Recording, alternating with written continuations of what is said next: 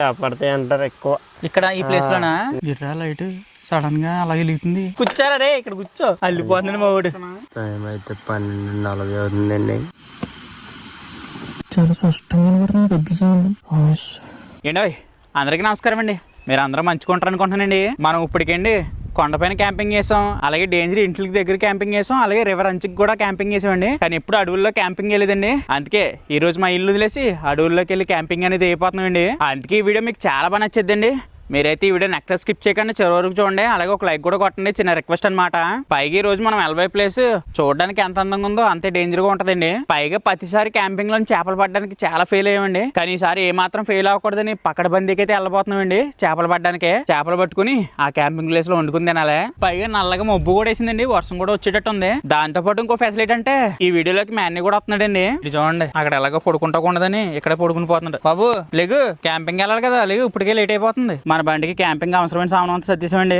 Camping ఎక్కడరా? జోడిమాల కోట దగ్గర. చేయండి మరొక అడ్వెంచర్ ప్లేస్ కి వెళ్ళేదారు. చూడండి మొబ్బి హెత్తం వల్ల చీకటి అంతకారంలా ఉందన్నమాట. శనక్కిగాడు ఒంటరి పక్షిలో పోతున్నాడు, బాదుకుంటారు ఒక లెక్కన. వర్షం కురిసేస్తుందండి, అయినా ఆగాం. శనక్కిగాడు ఎందుకో కానీ వెనక్కి ఆగిపోయాడని. ఇక్కడ పెద్ద కొండ ఉండేది, కొండ మాయమైపోయింది అనమాట. మొత్తం బద్దలు కొట్టేశారు.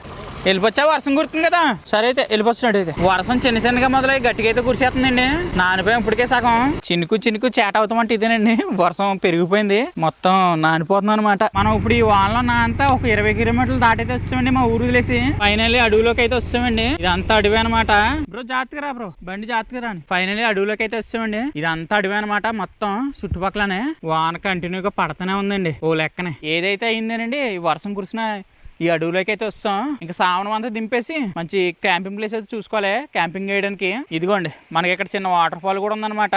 దాని సౌండ్ భలే ఉంది వినటానికి. మనం దీని దగ్గరలోనే క్యాంపింగ్ చేద్దాం. సావనం అయితే కింద దింపేసండి, బళ్ళు కూడా దగ్గరికి అనేది వస్తున్నాయి. ఇంకా సావనం దిగ్గానే చేపలు పడతాకైతే ప్లాన్ చేసేస్తున్నాండి. ఎందుకంటే క్యాంపింగ్ టెంట్ వేసిన తర్వాత చేపలు పడతలేదని ముందుగానే ప్లాన్ చేసేస్తున్నాం. మా ఊళ్ళకి ఇక్కడికి వచ్చి రాగానే చేప అనేది కాపాడిందండి. అందుకే ఇది మనకి ఏది ఉంటుంది చూడండి, దోమలుతారా, దాన్ని తీసుకుని సిద్ధమైపోయారు. పైగానండి గేలాలతో పడుతుంటే పడతలేదని మేము ఈ ప్లాన్ అనమాట. ట్రాయిలు జాగ్రత్త. ఫస్ట్ టైం అండి అడవులో చేపలు పడతాకు వచ్చాం.